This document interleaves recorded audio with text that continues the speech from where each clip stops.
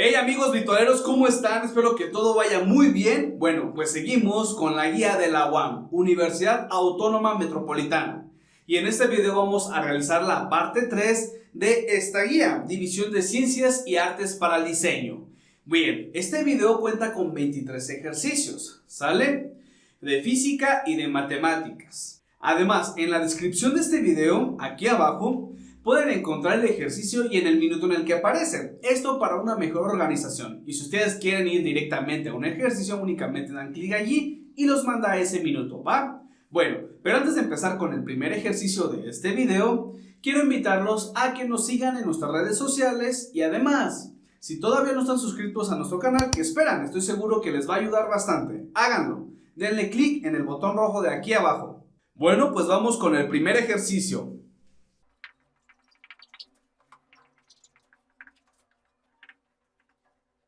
Y este ejercicio dice así: la proposición que describe un subconjunto del conjunto que tenemos aquí, del 1 al 9, es, y nos dan como opciones estos 5 incisos. Entonces lo que vamos a hacer para hallar la respuesta correcta es analizar cada uno de los incisos, ¿va? Bueno, virtualeros, aquí lo primero que tenemos que hacer es comprender las palabras que están en este enunciado. Primero nos hablan de un conjunto y también nos hablan de un subconjunto, ¿sale? Bien. Vamos a entenderlo así, ¿sale? Un conjunto, pues, es un grupo de ciertos elementos que tienen ciertas características. Un subconjunto es tomar ciertos elementos de este conjunto, ¿sale? Se pueden tomar algunos o inclusive se pueden tomar todos. Efectivamente, lo que están pensando es correcto.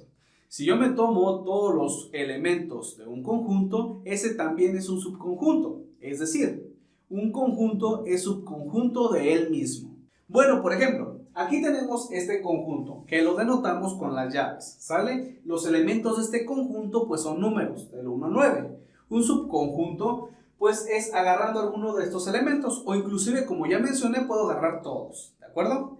Bien, entonces, vamos a ir leyendo cada una de las opciones que nos da como respuesta la guía, para ver cuál se adapta para que sea subconjunto de este que tenemos aquí. Primero, nos dice, X es mayor que 9. X se refiere a los elementos del conjunto, ¿sale? Bien, es decir, los elementos del conjunto que sean mayores que 9. Pero pues eso no tiene ni sentido aquí. ¿Por qué? Porque en este conjunto el número más grande es el número 9. Ya no hay elementos que sean mayores que 9. Por lo tanto, el inciso A queda descartado. Inciso B, X es equivalente a la fracción 2/3. Cuando hablamos de equivalencias de una fracción nos referimos a una simplificación o a una amplificación. En este caso, como estamos viendo, los elementos de este conjunto pues son enteros, ¿sale? Por lo tanto, pues queda descartado este inciso. Ya que las equivalencias, como ya mencioné, amplificación o simplificación, pues también deben de ser fracciones. Y pues son puros enteros. Bueno, inciso C. 23 igual a 9 más X, es decir, esta ecuación. Bien, si resolvemos esta ecuación, 23 igual a 9 más X, nos va a dar que X es igual a 14. Pues para que esta igualdad sea verdadera, del lado izquierdo tenemos al número 23 y del lado derecho tenemos una suma. Uno de los términos es el número 9. Para que sea 23, pues X debe de ser 14. Pues 14 más 9 es igual a 23, ¿sale? O si tienen alguna duda, pues resuelvan esta ecuación lineal. Despejen X y listo. Entonces, el inciso C realmente dice, ¿el número 14 es un subconjunto de este conjunto? Pues no. Como ya mencionamos anteriormente, el elemento mayor de este conjunto es el número 9. Y 14 es mayor que 9, por lo tanto, el inciso C no es un subconjunto. Siguiente, el inciso D, los enteros positivos menores que 8, ¿sale? En este caso, vemos que los elementos de este conjunto sí son enteros, además son enteros positivos. Es decir, los enteros que se encuentran a la derecha del 0 en la recta numérica. Y otra cosa, dice los enteros positivos menores que 8, es decir, los enteros positivos menores que 8 son estos de aquí. Por lo tanto, el inciso D Sí es un subconjunto, pues son elementos de este conjunto. Únicamente los tomo y estos que encerré en color verde, pues forman un subconjunto. Quiere decir que el inciso D es la respuesta correcta para este ejercicio. Bueno, y recuerden que en un examen es muy importante el tiempo, entonces ya no me voy a desgastar a analizar el inciso E. Como ya encontré que la opción correcta es el inciso D, hasta ahí le dejo. Vamos con el siguiente ejercicio. Bueno amigos, y yo voy a continuar con la parte de física. Y la primera pregunta es la siguiente.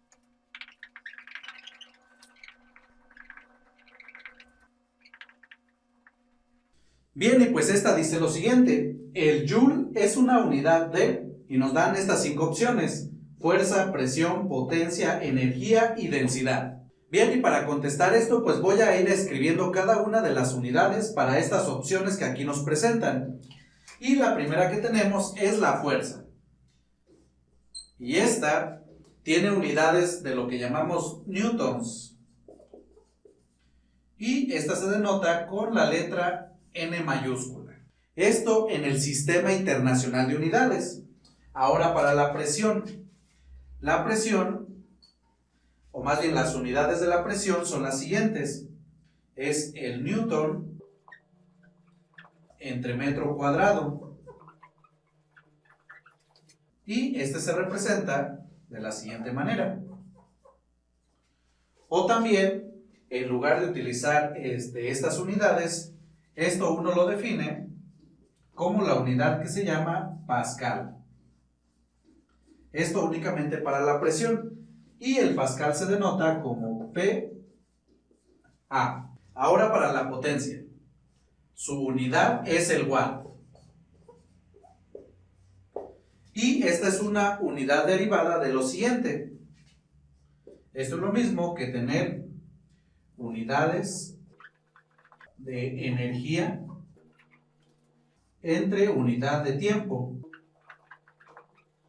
Pero las unidades de la energía son los joules.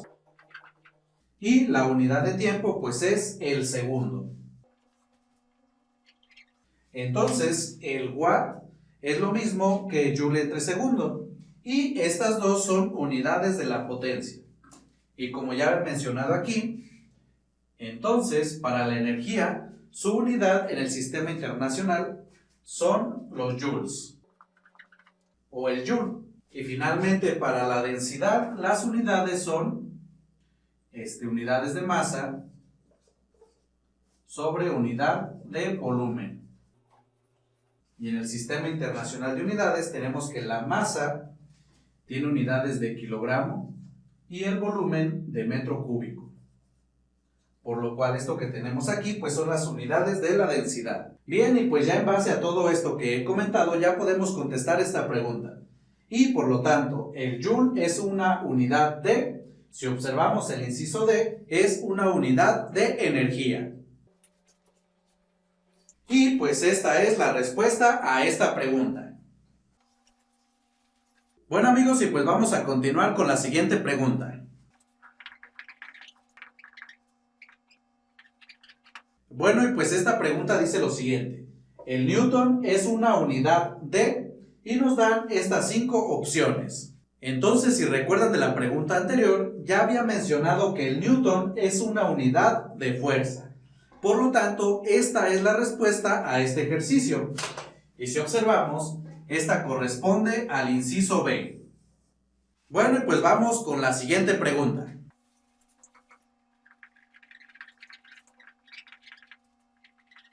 Y este ejercicio dice: cuando dos bolas de billar idénticas viajan a lo largo de la misma dirección, pero en sentidos opuestos, y con la misma rapidez al chocar, y nos dan 5 opciones.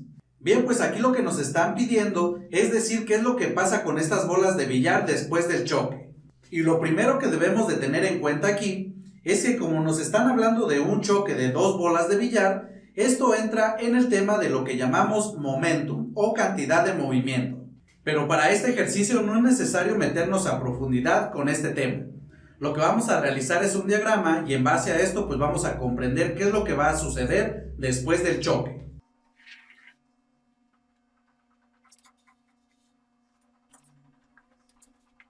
Bueno, y pues aquí tenemos la situación, dos bolas de billar idénticas. Entonces, como son idénticas, pues eso significa que van a tener la misma masa, que voy a denotar con la letra M.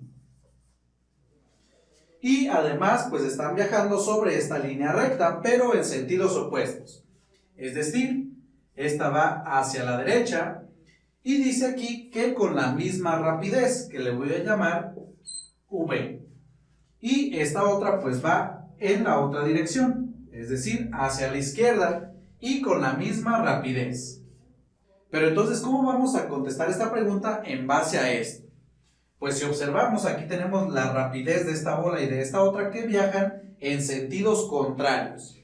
Y eso lo que significa es que las velocidades son de signos opuestos. Es decir, para esta bola que tenemos aquí, pues la velocidad vista como un vector, pues va en ese sentido y va a ser una cantidad positiva. Y para la otra bola, pues vamos a tener la misma velocidad, pero en sentido opuesto, es decir, en este caso, esta velocidad va a ser una cantidad negativa. Y así, justamente cuando choquen, lo que va a pasar es que estas velocidades se van a contrarrestar. Y eso lo que significa que justamente después del choque, estas dos bolas van a quedar en reposo. Pero esta situación únicamente ocurre justamente por esto, porque las velocidades son la misma, pero de sentidos opuestos, y son bolas idénticas, es decir, tienen la misma masa. Si tuviéramos la situación en que tuvieran la misma velocidad, pero de sentidos opuestos, y masas diferentes estas dos bolas, pues no sucedería esto. Puede suceder alguna otra cosa después del choque. Y por lo tanto, la respuesta a esta pregunta es esto que tenemos aquí, que corresponde al inciso C. Bueno, y vamos con la siguiente pregunta.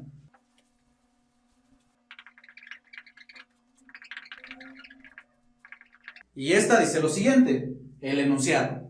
El principio de conservación del momento es aplicable únicamente a sistemas que estén libres de la influencia de agentes externos. Pertenece a la... y nos dan 5 opciones que hacen referencia a varias leyes de física. Bien, y pues de una vez les voy a decir este enunciado a qué ley pertenece.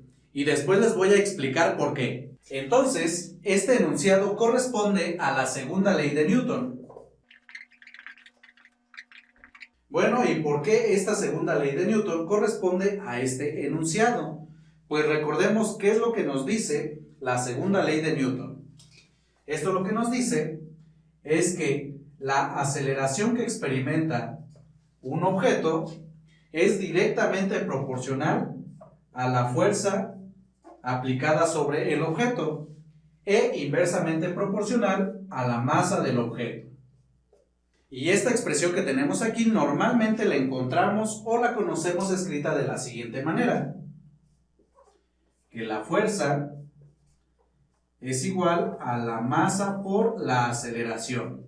Entonces esto que tenemos aquí es una manera de escribir la segunda ley de Newton. Otra forma es la siguiente, en términos de una cantidad que se llama la cantidad de movimiento, o como aquí nos indica, el momento. Y esta la podemos escribir de la siguiente manera, que la fuerza que experimenta un objeto es igual al cambio en el momento o cantidad de movimiento por unidad de tiempo. Y pues aquí tenemos la fuerza que está relacionada con la cantidad de movimiento o también llamado momento. Recordemos además que este símbolo, cuando le agregamos a cierta variable, lo que nos indica es la variable al final menos la variable al inicio. En este caso, si hacemos referencia a la cantidad de movimiento, pues nos dice que esto es la cantidad de movimiento al final menos la cantidad de movimiento al inicio. Ahora, como este enunciado nos está hablando del principio de conservación del momento, ¿qué significa esto? Bien, pues esto lo que nos dice es que la cantidad de movimiento al inicio debe de ser igual a la cantidad de movimiento al final de un choque de partículas. Entonces, de acuerdo a esta conservación del momento, si el momento inicial es igual al momento final, regresando a esta expresión para la segunda ley de Newton, observamos que esta cantidad, en esta parte, como estos dos son iguales, pues este cambio debe de ser igual a 0. Y si esto es igual a 0, esto significa que aquí vamos a tener 0 dividido entre el tiempo, y 0 entre cualquier cantidad excepto 0 es igual a 0. Entonces, bajo esto, tenemos que la fuerza pues debe de ser igual a 0. Y pues esto, de acuerdo al enunciado que tenemos aquí, las fuerzas son los agentes externos. Y entonces, pues esto que tenemos aquí corresponde a la segunda ley de Newton, pues aquí nos dice que el principio de conservación del momento, esto que les escribí de este lado, es aplicable únicamente a sistemas que estén libres de la influencia de agentes externos. Es decir, cuando ninguna fuerza esté actuando sobre nuestro sistema, significa que vamos a tener la conservación de la cantidad de movimiento o, como aquí lo menciona, la conservación del momento. Y por lo tanto, para esta pregunta, la respuesta es el inciso A, que corresponde a la segunda ley de Newton. Bien, y vamos con la siguiente pregunta.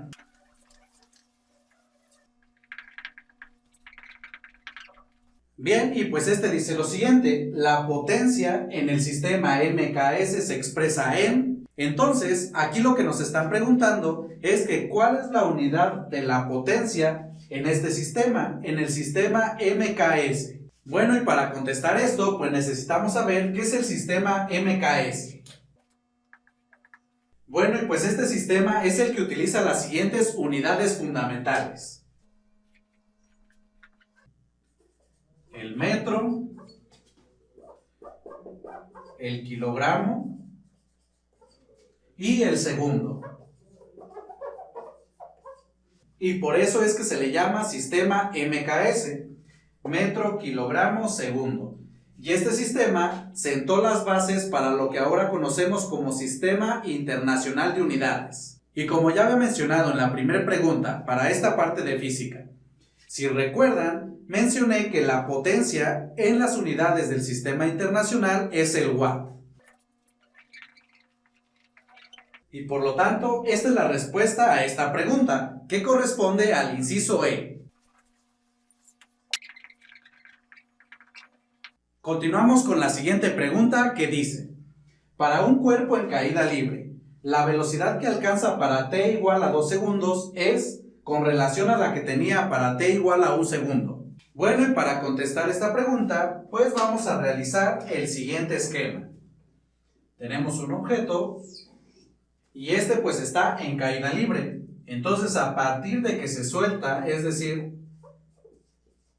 a partir del reposo, pues aquí vamos a comenzar a medir el tiempo. Entonces aquí tenemos 0 segundos. Después de 1 segundo, vamos a tener el objeto a lo mejor por ahí, y después un poco más abajo. Ahora, pues como ya nos los están indicando, este problema entra en lo que se llama, o en el tema que se llama, caída libre. Pero para comprender esto, no necesitamos utilizar ninguna fórmula, solamente necesitamos saber que sobre este objeto está actuando la aceleración gravitacional, que la voy a escribir de este lado. Si recordamos, esta aceleración es aproximadamente igual a 9.8 metros sobre segundo al cuadrado. Y esto es considerando únicamente un decimal, pero a veces algunos lo toman considerando 2 decimales. Y esta cantidad la escriben como 9.81 metros sobre segundo al cuadrado. Además, necesitamos saber qué es lo que nos indica la aceleración de un objeto, o qué es esto. Entonces, también si recuerdan, la aceleración nos indica qué tan rápido cambia la velocidad. Y esto pues obviamente referente a un objeto. Y también esto lo podemos entender de la siguiente manera: la aceleración es la velocidad a la que cambia la velocidad. Entonces, ¿qué es lo que nos quiere decir aquí la aceleración gravitacional referente a esto que he mencionado? Pues aquí lo que nos dice es que el objeto va a aumentar su velocidad 9.8 metros sobre segundo cada segundo. Pero esto únicamente si nuestro objeto está en caída libre, es decir, que va en la misma dirección que la aceleración. Pero si el objeto va hacia arriba, pues recuerden que la aceleración va a ser negativa. Y aquí lo que nos va a decir es que el objeto va disminuyendo su velocidad en 9.8 metros sobre segundo cada segundo. Bueno, y pues en este caso únicamente nos vamos a enfocar en caída libre, es decir, cuando el movimiento es hacia abajo. Entonces, si de aquí dejamos caer a nuestro objeto después de un segundo, de acuerdo a esto que mencioné, su velocidad va a aumentar en 9.8 metros sobre segundo. Entonces, como aquí estaba en reposo, pues su velocidad es 0. Y en el siguiente segundo ya va a tener esta velocidad. Es decir, para t igual a un segundo, vamos a tener que la velocidad va a ser igual a 9.8 metros sobre segundo. Y para el siguiente segundo va a aumentar otra vez en 9.8 metros sobre segundo. Es decir, en t igual a 2 segundos vamos a tener que su velocidad va a ser igual a la que tenía anteriormente más 9.8 metros sobre segundo. Y pues esto es igual a 9 más 9 son 18 y 0.8 más 0.8 es 1.6. Por lo tanto, esto es igual a 19.6 metros sobre segundo. Y así nos podemos ir sucesivamente, es decir, para el siguiente segundo, de acuerdo a esto que tenemos acá, pues el objeto va a aumentar otra vez su velocidad en 9.8 metros sobre segundo, es decir, a la que teníamos anteriormente, hablando de la velocidad, le vamos a sumar 9.8 metros sobre segundo y así sucesivamente. Pero recuerden, esto únicamente para objetos en caída libre. Bien, y pues ya con esto podemos contestar lo que nos están preguntando. Nos dice que para un cuerpo en caída libre, la velocidad que alcanza para t igual a 2 segundos es, entonces si observamos aquí en t igual a 2 segundos, es de 19.6. Y aquí nos piden con relación a la que tenía para t igual a 1 segundo. Entonces si comparamos esto con lo que teníamos anteriormente, observamos que la velocidad es el doble. Y si comparamos con las respuestas que vienen en su guía, esta corresponde al inciso A.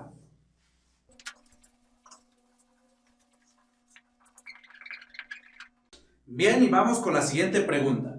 Y esta dice, en el movimiento circular uniforme, ¿la velocidad? Bueno, y pues aquí nos están preguntando que cómo es la velocidad en este tipo de movimiento. Entonces, lo primero que debemos de tener en cuenta, ¿a qué velocidad se está refiriendo?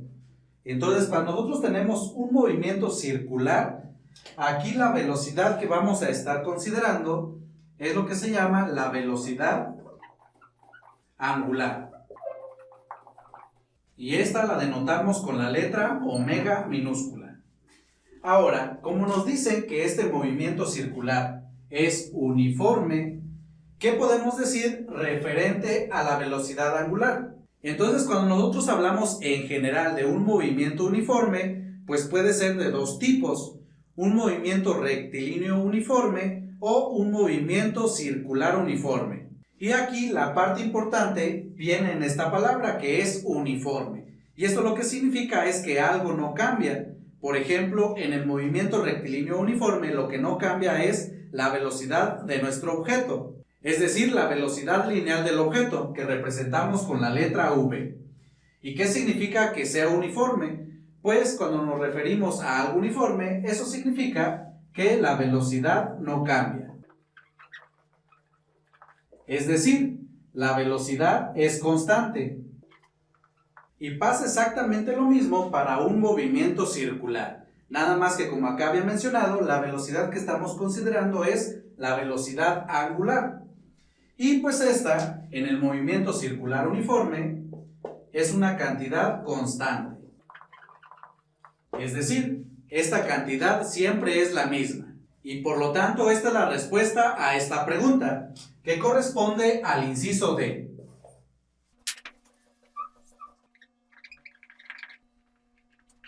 Bien, y pues aquí nos pregunta lo siguiente.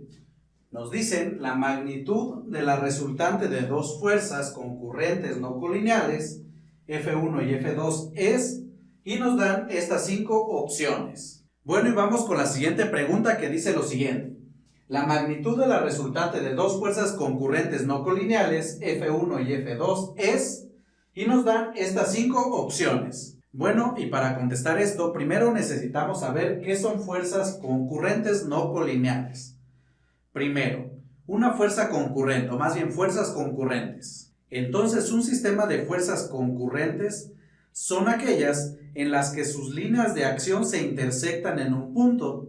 Y vamos a ver un ejemplo para comprender esto. Por ejemplo, si yo tengo por ahí una caja y sobre esta están actuando las siguientes fuerzas. Por ejemplo, entonces, la línea de acción de la fuerza A, pues es toda esta línea que voy a marcar que pasa sobre este vector. Y ahora voy a dibujar la línea de acción de la fuerza B. Y pues esta es una línea que está sobre este vector. Y si observan, pues estas dos líneas se intersectan en este punto. Por lo tanto, decimos que estas dos fuerzas en este caso van a ser fuerzas concurrentes. Ahora supongamos que tenemos el mismo objeto, pero sobre él están actuando las siguientes fuerzas. Ahora, ¿cuál va a ser la línea de acción para la fuerza A? Pues va a ser la siguiente. Y la línea de acción para la fuerza B, pues va a ser esta. Y si observamos, estas líneas son paralelas y por lo tanto no se van a intersectar nunca en ningún punto. Por lo tanto, vamos a decir en este caso que estas fuerzas son no concurrentes. Y tenemos que en el primer caso entonces tenemos fuerzas concurrentes. Y para el siguiente, fuerzas no concurrentes. Bueno, y pues esto es lo que significa que dos fuerzas sean concurrentes. Bueno, y esto es lo que significa que dos o más fuerzas sean concurrentes. Ahora vamos con lo que es colineal. ¿Qué significa que dos vectores, bueno, en este caso dos fuerzas, sean colineales? Entonces, por ejemplo, si tenemos las siguientes fuerzas que están actuando sobre un objeto, voy a volver a dibujar el objeto que tenía anteriormente. Y por ejemplo, yo voy a tener una fuerza que le voy a llamar A, que está actuando de esa manera. Y por acá voy a tener otra fuerza que le voy a llamar B. Ahora, si dibujamos la línea de acción de fuerza, por ejemplo, para la fuerza A, observamos que esta coincide con la línea de acción de fuerza de la fuerza B. Por lo tanto, en este caso decimos que estas dos fuerzas son colineales. Y a esto nos referimos con colineales. Y obviamente cuando no son colineales, pues las líneas de acción de fuerzas no coinciden. Bien, y pues con esto ya podemos continuar con este problema. Y tenemos dos fuerzas F1 y F2 que son concurrentes y no colineales. Y las voy a dibujar de este lado. Pueden ser algo como lo siguiente. Y pues estas son nuestras fuerzas, que yo las representé de esta manera, ya que únicamente nos dicen que tenemos la fuerza 1 y la fuerza 2. Ahora, también debemos de recordar cómo sumamos fuerzas. Entonces, esto lo vamos a ver gráficamente. Para eso voy a formar el siguiente paralelogramo. Bien, y aquí tenemos nuestro paralelogramo. Entonces, primero la resultante de estas dos fuerzas es aquella que va desde donde parten estas dos hasta donde se intersectan estas líneas paralelas. Es decir, si yo trazo la siguiente, o más bien el siguiente vector, esta es la fuerza resultante. Y a lo que se refiere aquí con la magnitud, es la longitud de esta flecha, es decir, cuánto mide esa flecha. Eso es a lo que se refiere con la magnitud de esta resultante. Bien, y en base a este dibujo, pues vamos a contestar lo que nos están preguntando. Nos dicen que la magnitud de la resultante de dos fuerzas concurrentes no colineales, es decir, esta que dibujé aquí en color azul, es, y la primera opción que nos dan es la suma de las magnitudes de F1 y F2. ¿Y esto qué quiere decir? Pues lo que significa es lo siguiente, es que si medimos la longitud de la flecha que representa la fuerza 1 y la longitud de la flecha que representa la fuerza F2, entonces la suma de estas dos va a ser igual a la longitud de este vector que tengo en color azul. Y si observamos de aquí de nuestro dibujo, vemos que esta suma de longitudes que están en color negro, pues va a ser mayor que la que tenemos aquí. Por lo tanto, pues esta no es la respuesta. Vamos con la siguiente. Nos dice que la magnitud de la resultante es menor que la suma de las magnitudes de F1 y F2. Y de nueva cuenta, comparando las longitudes de esta fuerza con esta fuerza, si la sumamos, pues esta nos va a dar una longitud más grande que la que tenemos aquí en color azul. Es decir, la magnitud de la fuerza resultante pues va a ser menor que la suma de las magnitudes de la fuerza F1 con la fuerza F2.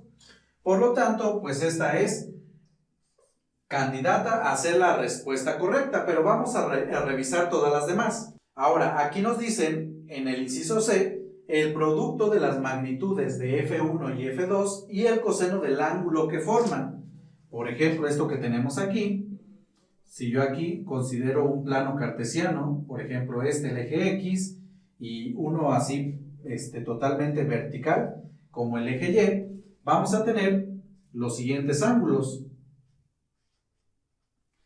Y para la fuerza F1 pues vamos a tener que el producto de la magnitud por el coseno del ángulo pues se va a referir a esta componente. Y después para el otro pues vamos a tener algo similar, que la magnitud de F2 por el coseno de este ángulo nos va a representar la componente de este vector sobre el eje X. Y pues esto, si ustedes recuerdan cómo se suma analíticamente pues ciertas fuerzas, esto no es verdadero, ya que cuando nosotros calculamos la resultante de un sistema de vectores por el método de las componentes, tenemos que considerar ambas, tanto la componente en X de nuestro vector como la componente en Y. Y esto para encontrar la resultante de nuestra fuerza. Por lo tanto, esta tampoco es correcta. Y lo mismo pasa con el inciso E, ya que acá, bueno, yo lo escribí de esta manera. Aquí escribí como C, pero con el seno del ángulo.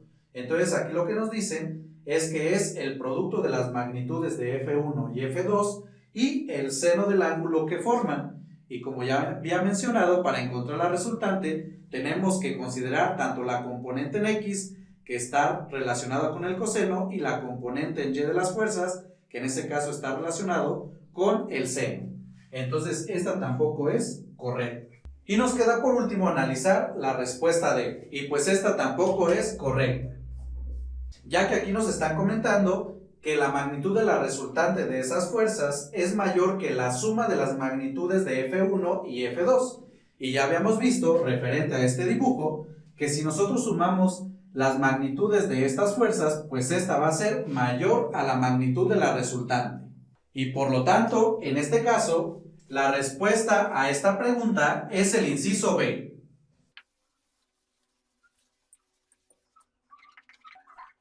Bueno, y vamos con la siguiente pregunta. Y aquí nos dicen, en un espejo parabólico, ¿los rayos que inciden paralelos al eje de la parábola se reflejan? Bien, y pues aquí nos están preguntando que estos rayos hacia dónde se reflejan. Entonces voy a dibujar primero una parábola. Bueno, y pues una parábola la podemos entender como un plato, vista así de perfil. Y una característica importante de la parábola es que tiene un punto en particular que llamamos foco, que se encuentra pues dentro de esta parábola. Y una propiedad importante de la parábola es que cualquier rayo que llegue sobre su superficie, es decir, si tenemos aquí rayos que están entrando sobre esta parábola, todos se reflejan y caen o se reflejan hacia el foco.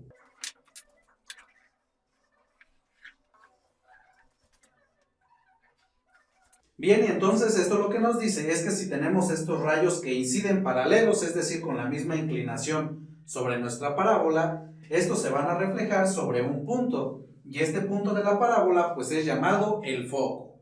Y por lo tanto, esta es la respuesta a esta pregunta. que corresponde al inciso C.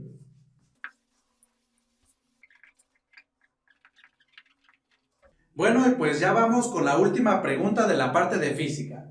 Y esta dice, cuando un rayo de luz es reflejado por una superficie, el ángulo de incidencia es... Bien, y pues esto tiene que ver con las leyes de reflexión de la luz. Entonces, esto es lo que nos dice lo siguiente. Bien, y pues aquí tenemos nuestra situación. Esto que tenemos aquí nos representa la superficie. Esto de acá es el rayo de luz. Y esta línea que tengo aquí perpendicular a la superficie es lo que llamamos la normal. Y esta es una línea que nos va a hacer referencia a lo que llamamos el ángulo de incidencia. El ángulo de incidencia es el ángulo que forma este rayo de luz con esta línea normal. Entonces tenemos por aquí nuestro rayo de luz que llega a la superficie y se refleja. Entonces esta parte de aquí es el rayo reflejado. Y el ángulo que forma este rayo con la normal es el ángulo de reflexión.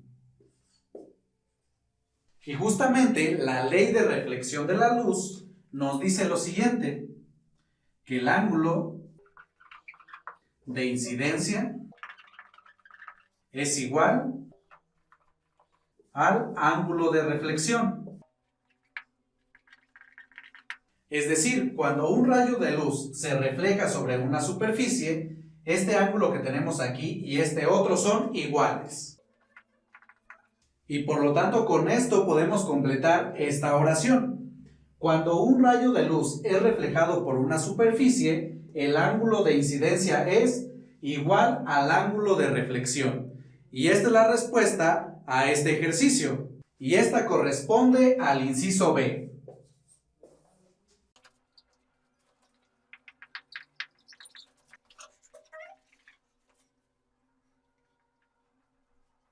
Bueno amigos, pues ya estoy de vuelta con ustedes. Espero que les haya ido bastante bien con el maestro Humberto. Ahora me toca a mí. Y seguimos con los ejercicios de matemáticas. Siguiente ejercicio. ¿A qué cuerpo corresponde el siguiente desarrollo? Y lo tenemos aquí. Bien, virtualeros, lo que vamos a hacer para encontrar la respuesta para este ejercicio, vamos a analizar inciso por inciso, en orden. ¿Sale? En orden alfabético. Primero empezamos. Inciso A. Si observamos la figura que está en nuestra guía, pues podemos observar que las pestañas que están en la parte de arriba, se podría decir que son estas de aquí, estos piquitos de aquí, se unen y la parte de abajo queda despegado. Pero eso obviamente no puede ser. ¿Por qué? Porque estas pestañas que están en la parte de abajo están más largas, más grandes que las de acá arriba. Por lo tanto, al juntar esta figura, a tratar de hacer como un cilindro, primero se van a unir las pestañas que están más largas, que son las de abajo, ¿están de acuerdo? Y pues las de acá arriba se van a unir después, si es que se unen. Entonces descartamos el inciso A. Ahora para el inciso B, si observamos, las pestañas de arriba y las de abajo se unen al mismo tiempo. Es decir, como si tuvieran la misma longitud, pero eso es totalmente falso. Pues como ya mencioné, para descartar el inciso A, las pestañas de abajo están más grandes, más largas que las de arriba. Entonces, al juntar esta pieza como un cilindro, pues primero se van a unir las de abajo. No se van a unir al mismo tiempo, ¿sale? Que es lo que muestra el inciso B. Por lo tanto, lo descartamos. Bien, el inciso C es la respuesta correcta. Pues, si observamos, al juntar la figura, al unir las pestañas, vemos que primero se juntan las de abajo y las de arriba no se juntan, quedan separadas. Pues estas están más grandes que la de arriba. Y para esto, para comprobar, hice esta figura en papel. Ahorita vengo. Y aquí lo tengo. Miren, aquí está mi figurita. ¿Sale? Está igualito. Bien, fíjense bien. Aquí está la figura, ¿sale? Y si vemos, estas dos pestañas pues están más largas que estos piquitos de acá. Entonces nosotros, al juntar esta figura, ¿qué va a pasar? Al juntar esta figura, pues, déjenla junto. Ahí está. Si observamos, como están más largas estas pestañas, se juntan primero y acá queda separado. Además, si pueden observar, acá abajo se ve cómo se hace esta circunferencia. Bueno, y por si tienen dudas, lo voy a acercar más. ¿Vale? Ahí está. ¿Sale? Ahí las junté, separadito. Muy bien, muy bonito. Bien, y esta figura que está aquí, esta cara frontal se podría decir, es el inciso C que está en la guía. Por lo tanto, el inciso C es la respuesta correcta. Y como ya había mencionado, los otros dos incisos ya no los voy a revisar. Esto para optimizar el tiempo. Entonces vamos con el siguiente ejercicio. Y el ejercicio 96 dice lo siguiente. Para poder construir un triángulo con 3 segmentos dados es necesario que... Bueno, para encontrar la respuesta correcta para este ejercicio no vamos a revisar todos los incisos, ¿sale? Vamos a considerar lo siguiente que voy a escribir.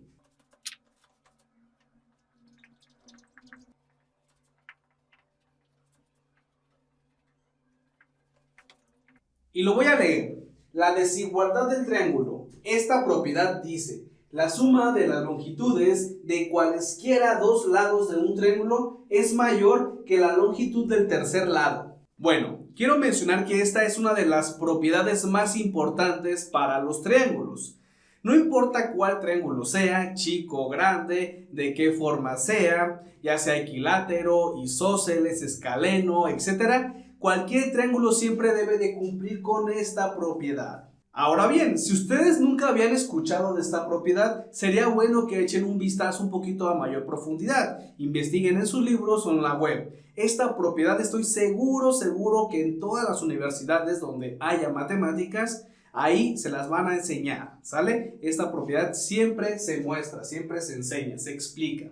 Entonces, para construir cualquier triángulo, pues debe de cumplir con esta propiedad. Es decir, cualquiera de los lados de un triángulo, sabemos que tiene 3 lados, cualquiera que se tomen de esos lados, debe de ser menor o igual a la suma de los otros 2 lados, siempre. Bueno, entonces, la respuesta que es equivalente a la propiedad de desigualdad del triángulo es el inciso C, y lo voy a escribir.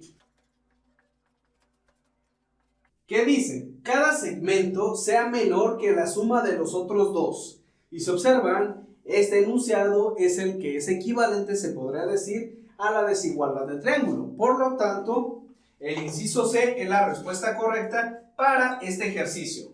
Bueno, y antes de pasar al siguiente problema, si ustedes se están preguntando, oye, pero el inciso A, que se refiere a un triángulo equilátero, o el inciso B, que se refiere a un triángulo isósceles, ¿por qué no son respuestas correctas? Porque esta propiedad cumple para todos los triángulos y las otras no, únicamente para cierto triángulo.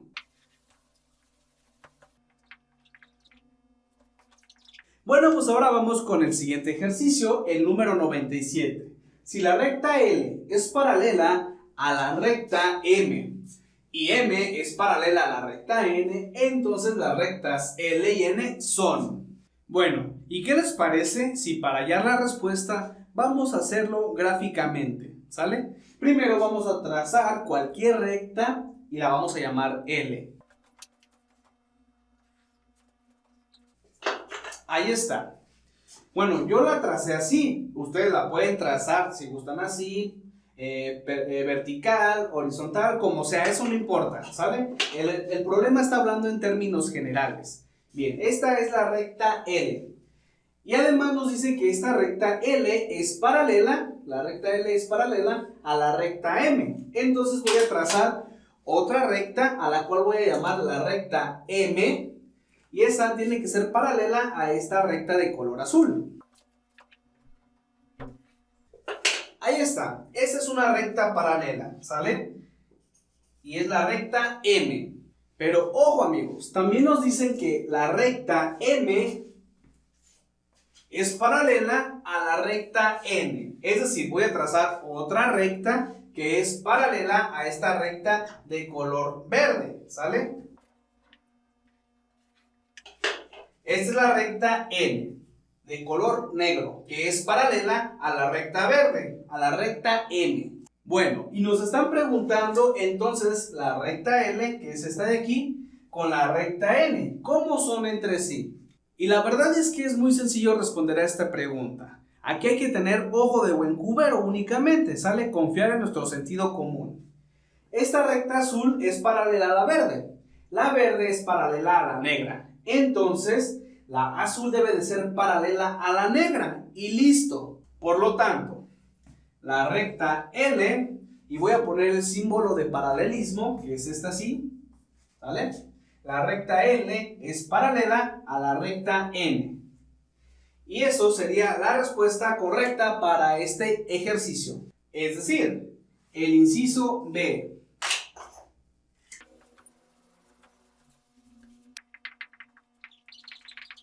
Pasamos con el siguiente ejercicio, vitualeros. Una isométrica es la perspectiva que utiliza. Bueno, y para hallar la respuesta a este ejercicio, vamos a escribir lo siguiente. Y lo vamos a leer juntos, ¿va?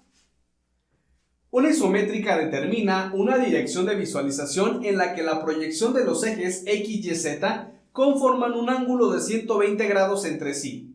Los objetos se muestran con una rotación del punto de vista de 30 grados en las tres direcciones, X, Y y Z. No me voy a meter muy a fondo a este tema, ¿sale? Bueno, si observamos tenemos tres ejes, X, Y, Z, es decir, estamos hablando de R3, es decir, en el espacio, ¿sale? Y como aquí en el texto lo dice, una isométrica es una dirección de visualización, ¿sale? Es una dirección en la cual vemos un objeto, ¿sale? Bueno, y como aquí lo dice, cuando tenemos un objeto en el espacio, a partir de un punto de vista existe una rotación. Esta rotación es de 30 grados, que es la respuesta para este ejercicio. Bueno, el siguiente ejercicio es saber la definición de un asurado, ¿sale? Bien, un asurado tiene un sinónimo. Este es un entramado de líneas. Y con esto, pues vaya, ya tendríamos la respuesta para este ejercicio. Sin embargo, vamos a escribir su definición, ¿sale? Y vamos a leer esta definición, así que vamos a leerla. El asurado o entramado de líneas se utiliza para otorgar la sensación de volumen de un objeto dibujado. Se hace por medio de agrupación y diseminación de segmentos de líneas para lograr distintas tonalidades. Bueno, seguramente ustedes han aplicado esto en algún taller o curso de dibujo técnico. Bueno, por lo tanto, leyendo la respuesta podemos ver que la correcta es el inciso A.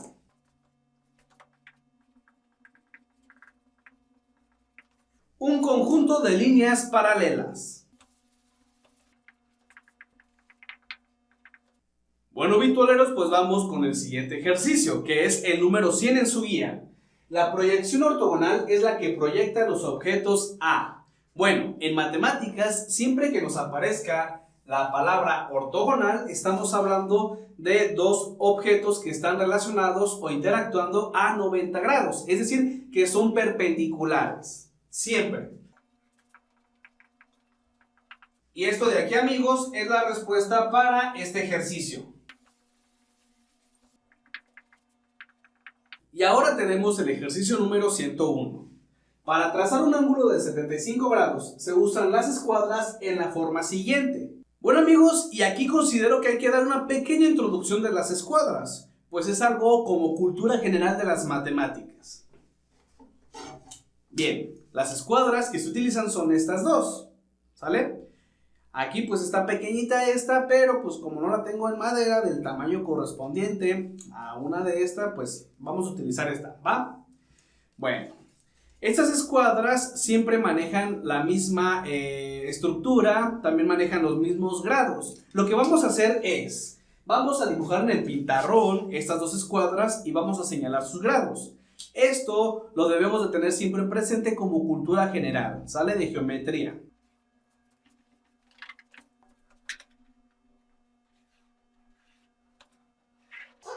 Bueno, y aquí las tenemos. Creo que normalmente esta escuadra es más grande, ¿no? En el juego de geometría más cercano de su tienda pueden encontrarlas. Pero normalmente esta escuadra como que es un poquito más grande que esta. Bueno, en fin, solamente es un bosquejo para comprender. Tenemos estas dos escuadras, ¿sale? Primero, en esta escuadra, ojo, siempre va a tener un ángulo recto. De hecho, lo voy a señalar así. Un ángulo recto. Es decir, uno de 90 grados. Y los otros dos ángulos son de 45 grados. Siempre cualquier escuadra de esta estructura van a tener dos ángulos de 45 grados y el otro va a ser un ángulo recto de 90 grados.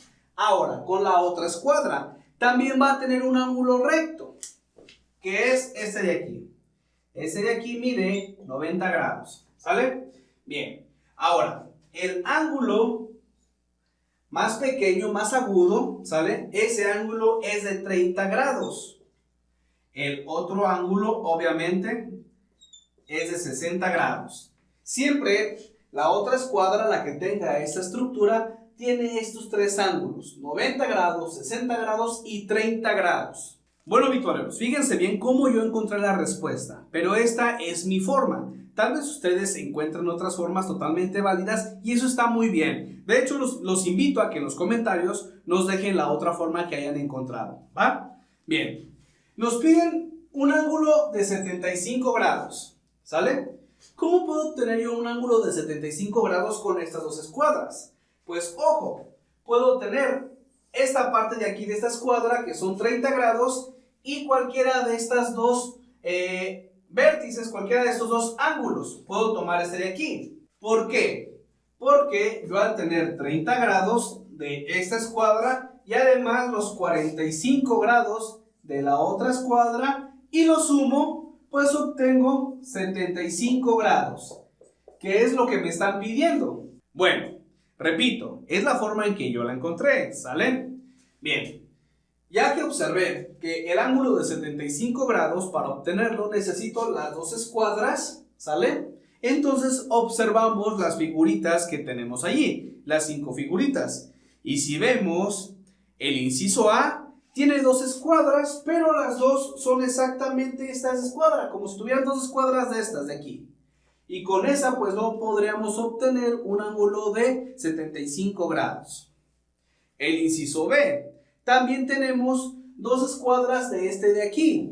Por ende, tampoco podré encontrar los 75 grados, ya que necesito yo las dos escuadras. Ahora, para el inciso C, si vemos las figuras, vemos que tenemos dos escuadras, pero de esta de aquí. Tampoco podré obtener los 75 grados, ya que me haría falta sobreponer esta otra escuadra. Entonces, hasta ahí vamos descartados los incisos A, B y C. Pero el inciso D, efectivamente tenemos el uso de las dos escuadras. Esta y esta de acá, ¿sale? Entonces, el inciso D es candidato. Ahora analizamos el inciso E, pero el inciso E pasa lo mismo que en los dos primeros incisos. Están sobrepuestas dos escuadras, pero de esta estructura. Y como ya habíamos visto, pues necesitamos las dos escuadras, que sean diferentes. Por lo tanto, ya no es necesario que me desgaste analizando, midiendo y demás. La opción correcta debe de ser el inciso D, porque allí sí se utilizan las dos escuadras, esta y esta de acá.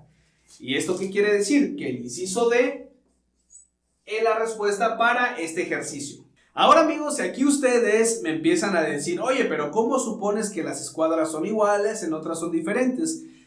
Recuerden que en los exámenes, muchas veces en los ejercicios necesitamos más confiar en nuestro sentido común.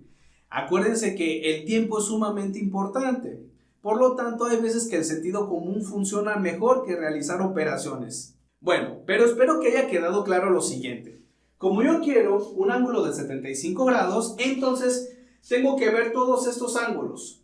45, 90, 30 y 60. Y debo de ver en qué forma los puedo acomodar para obtener el ángulo que me están pidiendo. En este caso, pues únicamente juntando las dos escuadras y que sean diferentes, obviamente, pues puedo obtener esta cantidad. Por eso es que hallé la respuesta correcta. Bueno, banda vitualera, pues ahora vamos con el siguiente ejercicio. El desarrollo siguiente corresponde a 1. Y nos dan esta figura. Espero que allá desde casa o donde nos estén viendo se alcance a distinguir bien la figura, ¿sale? Bueno, nos dan como opciones estas 5 que tenemos aquí. Dodecaedro, octaedro, hexaedro, tetraedro y cosaedro. Bueno, lo que voy a hacer es escribir el número de caras que tiene cada una de estas figuras, ¿sale? Un dodecaedro tiene 12 caras. Un octaedro tiene 8 caras. Un hexaedro tiene 6 caras. Un tetraedro tiene 4 caras. Un icosaedro tiene 20 caras. No me voy a meter a fondo en qué forma tienen las caras, únicamente con el número de caras es lo que necesito. Bueno, entonces, si nosotros vemos nuestra ilustración, empezamos a contar las caras. Bueno, y podemos ver que tenemos 3 renglones, se podría decir, ¿están de acuerdo? El primer renglón consta de 5 caras. 1, 2, 3, 4, 5. Bueno, y el segundo renglón tiene 10 caras. Fíjense bien, vamos a seguir en la numeración, ¿sale? 5, 6, 7, 8, 9, 10, 11, 12, 13, 14, 15. El siguiente renglón tiene otras 5 caras. Y seguimos, 16, 17, 18, 19, 20. Quiere decir que esta figura, este desarrollo, es una figura que tiene 20 caras. Por lo tanto, este desarrollo habla de un icosaedro, que es la respuesta para este ejercicio. Bueno, y el siguiente ejercicio dice, la textura representa, nos dejan un espacio para escribir la respuesta correcta de un objeto. Aquí no fue necesario, vitualeros, que escribamos las 5 opciones que dan en la guía para ver cuál es la respuesta correcta. Bueno, cuando estamos hablando de la textura de un objeto, estamos hablando de ciertas características. Por ejemplo,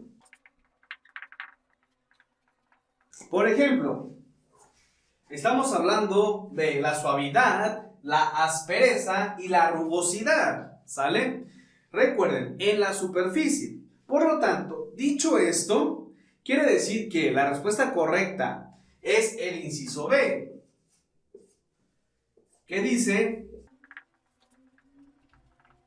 la calidad de la superficie. Pues estas características nos van a dar la calidad, ¿sale?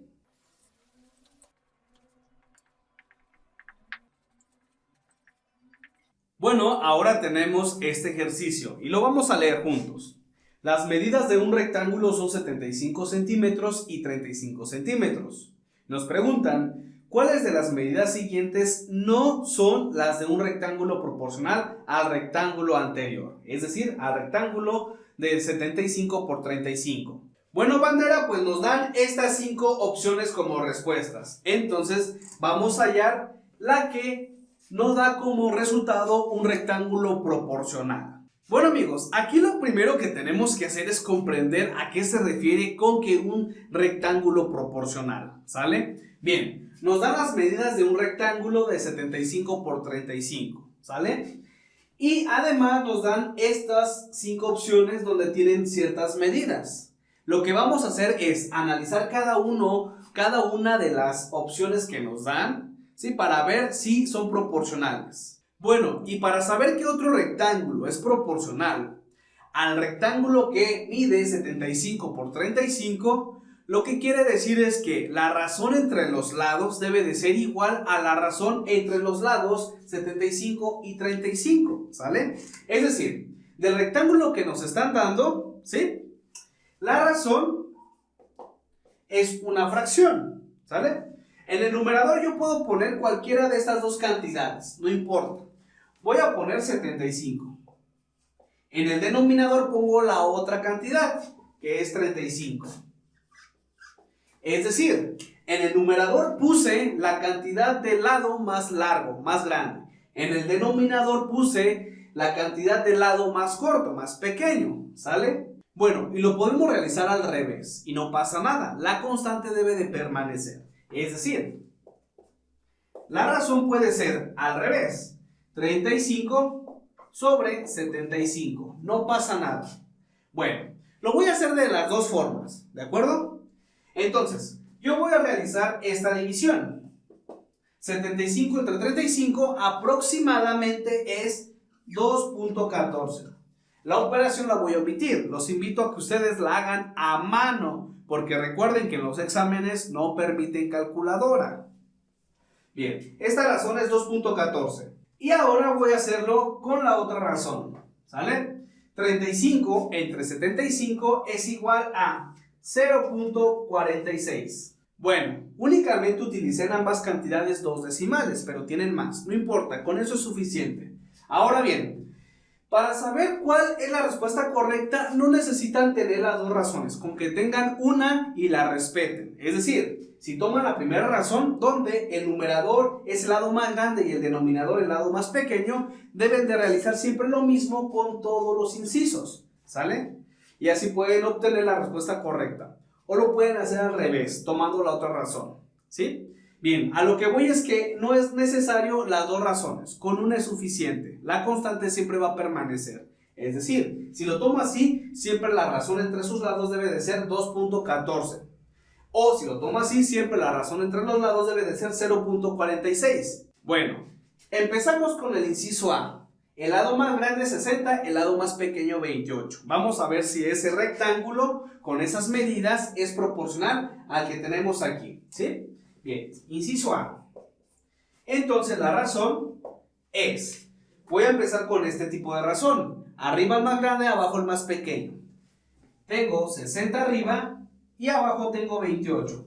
Realizo esta división, 60 entre 28 es igual a 2.14. Por lo tanto, como nos da la misma razón, quiere decir que el inciso A sí es un rectángulo que es proporcional al que nos dan. Ya no lo voy a hacer con la otra razón, ¿sale? Si gustan en casa lo pueden comprobar, pueden verificar esto. Únicamente con que utilicen una razón es suficiente. Bueno, entonces quiere decir que el inciso A pues no nos va a servir, no es la respuesta para este ejercicio. Pues nos están pidiendo el rectángulo que no es proporcional, ¿sale? Bien, como el inciso A sí lo es, pues pasamos al siguiente. Y tenemos el inciso B. La razón va a ser 45 sobre 21. Al realizar esta división, tenemos que esto es 2.14.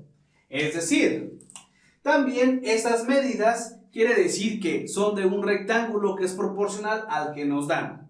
Por lo tanto, tampoco nos va a servir el inciso B. Bueno, ahora vamos con el inciso C. ¿Sale? La razón va a ser 95 sobre 42. Al realizar esta división, esto es igual a 2.26. Si observamos, ya cambió la constante. 2.26 es diferente, obviamente, a 2.14. Por lo tanto, el inciso C habla de un rectángulo que no es proporcional al de 75 por 35. ¿Qué quiere decir esto? Que el inciso C es la respuesta para este ejercicio. Y como ya lo he mencionado en ejercicios anteriores, ya no es necesario que revise los demás incisos, pues lo importante es optimizar el tiempo. ¿De acuerdo? Pero si ustedes tienen un poco más de tiempo en casa, pueden verificar. Es decir, pueden realizar el mismo procedimiento con el inciso D, con el inciso E, y van a ver que, pues obviamente debe de resultar que sí son proporcionales estos dos rectángulos. Además, lo pueden realizar con la otra razón, donde el numerador de la fracción es menor al denominador de la fracción.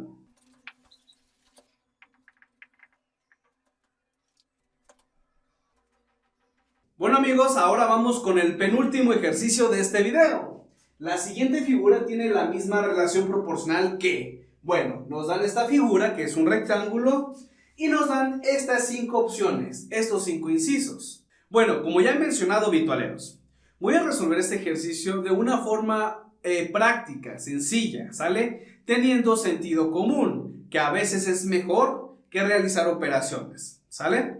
Bien. Si ustedes encuentran otra forma o consideran que hay otro método más eficaz, correcto. Si está bien y está bien justificado, pues vamos a llegar al mismo resultado, a la misma conclusión.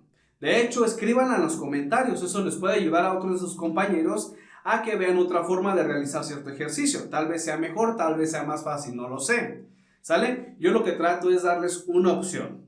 Bueno, si observamos, estas 5 figuras tienen una diagonal. Esa nos puede ayudar, pero la verdad es que no me voy a ir tanto por la diagonal, lo voy a omitir, ¿sale? Bien, como vimos en el ejercicio anterior, cuando hablamos de proporcionalidad estamos hablando de una razón entre sus lados, ¿de acuerdo? acuerdo? Entonces, vamos a ver más o menos teniendo sentido común, es decir, de ojo de buen cubero a ojo de buen cubero. Vamos a ver cómo está aquí nuestra figura. Si vemos, la altura es más pequeña que la base, ¿sale? Bueno, entonces vamos a ir observando las 5 opciones que tenemos. De entrada, los últimos dos incisos, los incisos D y E, los vamos a descartar. ¿Por qué? Porque si vemos, como que la altura es casi igual a la base. En este caso, si observamos, la base es un poquito más grande que la altura, pero solamente un poquito. Y acá no se ve eso. Acá en nuestra figura original se ve que no son casi iguales. Es decir, es muy notorio que la base es bastante más grande, bastante más larga que la altura. Entonces aquí, como son casi iguales, pues lo descartamos. Este no. Y aquí pasa casi lo mismo, pero al revés. La altura es un poquito más grande que la base, ¿sale? Y aquí la base es un poquito más grande que la altura. De hecho, hasta se puede ver, yo creo que hasta a lo lejos se vería que son cuadrados, pero no lo son. Entonces los descartamos. Ahora, únicamente nos quedan esos 3 incisos. Aquí la verdad es que ya es bastante sencillo ver cuál es la respuesta, ¿sale? Pero vamos a analizar. Vamos a empezar con el inciso A. Si vemos, la base es muchísimo más grande que la altura. De hecho, yo creo que la altura cabe entre 2 y 3 veces en la base respecto a la longitud. Es decir, la base es igual a aproximadamente 3 veces la altura, más o menos. Pero eso no pasa acá, si lo observan. Entonces quiere decir que ahí la proporcionalidad no va. Ahora, un análisis similar al del inciso A, pues lo tenemos en el inciso B, ¿sale? Únicamente que la base ya es un poquito más pequeña. Sin embargo, sí se puede notar que la base todavía es muchísimo más grande en comparación con la altura. Cosa que aquí no se ve que sea muchísimo más grande, ¿de acuerdo? De hecho, en nuestra figura se puede ver que como que está entre, más o menos, la altura cabe 2 veces en la base aproximadamente. A ojo de buen cubero, es una aproximación. Pero eso no se ve aquí, por lo tanto, la razón pues no va ahí. Ahora bien, la única opción que nos queda es el inciso C, que es la respuesta a este ejercicio. De hecho, a simple vista, amigos, se puede ver que el inciso C prácticamente es el mismo rectángulo que el que nos dan. Pues si es prácticamente el mismo, pues entonces la razón entre sus lados pues va a ser la misma, que es la misma relación proporcional. Por eso es que es el inciso C. Si observan, amigos, aquí utilicé mucho el sentido común, que es bastante bueno en los exámenes porque eso optimiza tiempos. Es un poquito de razonamiento matemático. De hecho, los invito a que ustedes lo tengan. A veces, amigos, nos podemos equivocar, muchísimas veces, pero conforme pasa el tiempo, conforme vayamos realizando más ejercicios, vamos agarrando más práctica, más callo, como se dice acá. Bueno, pues ahora vamos con el siguiente ejercicio, que es el último.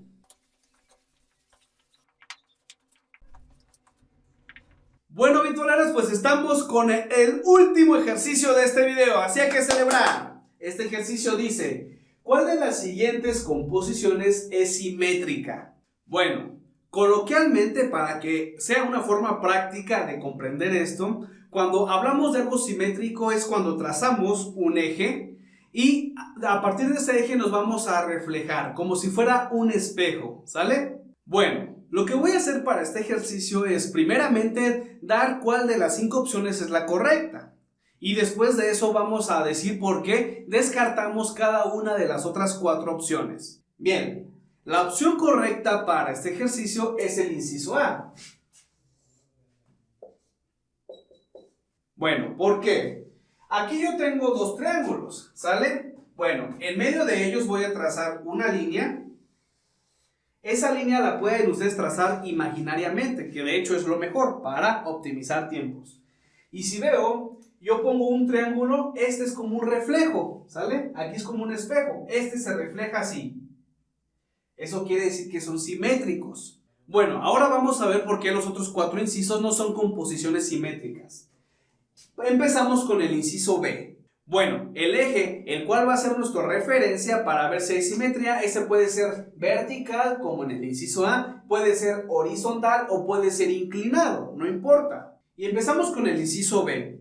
Vamos a trazar primeramente, imaginariamente, un eje de simetría horizontal, ¿sale? Podemos ver que si lo trazamos así horizontal, para la primera figura, pues sí sería simétrico, sería como un reflejo, ¿sale?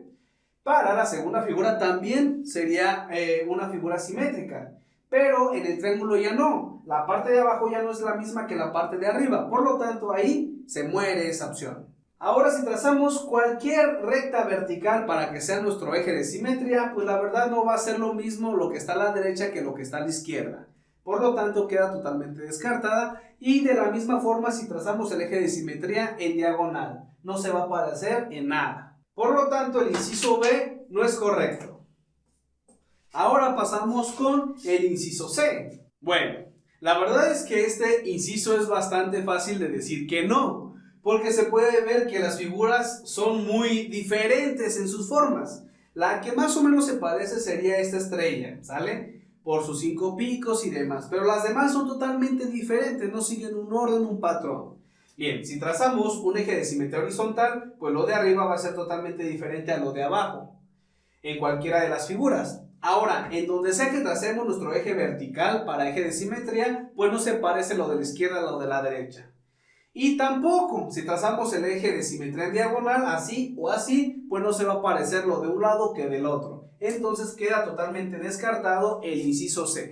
Ahora, amigos, pues vamos con el inciso D.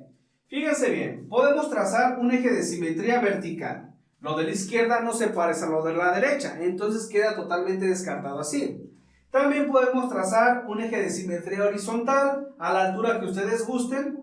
Puede ser, por ejemplo, aquí. Lo de arriba no se parece a lo de abajo, queda descartado. Y si trazamos pues el eje de simetría inclinado, pues tampoco va a funcionar. Se puede ver claramente. Lo descartamos. Bueno. Y el último inciso, el inciso E, ¿sale? Si trazamos un eje de simetría horizontal, pues lo de arriba no es igual a lo de abajo. Ahí se queda y se descarta ahí, ¿sale? Ahora, podemos trazar un eje de simetría vertical, donde ustedes gusten, ¿sale? Por ejemplo, puede ser aquí así. Pero, ojo, ustedes pueden decir, lo de la izquierda sí se parece a lo de la derecha, pero no es un reflejo. Por ejemplo, acá sí es un reflejo. Fíjense bien cómo están los vértices. Para eso voy a retomar mi escuadra, ¿sale? Fíjense bien, la figura de la izquierda está algo así. Entonces yo al reflejarla, ¿cómo quedan los vértices? Quedan así, ¿sale? Es decir, su reflejo sí respeta los vértices y la posición de los segmentos. Eso quiere decir que es un eje de simetría. Acá no. Acá yo, por ejemplo, si tengo este triángulo y yo al reflejarlo, pues debe de quedar en esta posición. Sin embargo, queda en esta posición, en la misma posición. No puede quedar en la misma si es un eje de simetría, si es un reflejo, no puede quedar. Y pues si trazamos el eje diagonal de esta forma o de esta, de un lado no queda igual al de otro. Quiere decir que tampoco es una composición simétrica. Bueno amigos, y con esto hemos finalizado la tercera parte, que es el tercer video de la guía de división de ciencias y artes para el diseño. Espero de verdad que les haya gustado bastante, les haya servido mucho. Nos ayudarían bastante si comparten este video y los otros también, la parte 1 y la parte 2, o también de otras divisiones. Ahora yo les pregunto, ¿qué tal les pareció la guía? ¿Les ayudó? ¿No les ayudó? ¿Tienen alguna duda o pregunta? Déjenla en los comentarios. Bueno, y pues antes de irme quiero invitarlos a que nos sigan en nuestras redes sociales que van a aparecer aquí en la pantalla. Además, suscríbanse a nuestro canal de YouTube. Fue un gusto estar con ustedes. Recuerden que este es su canal virtual. Yo soy Zaret y nos vemos muy pronto.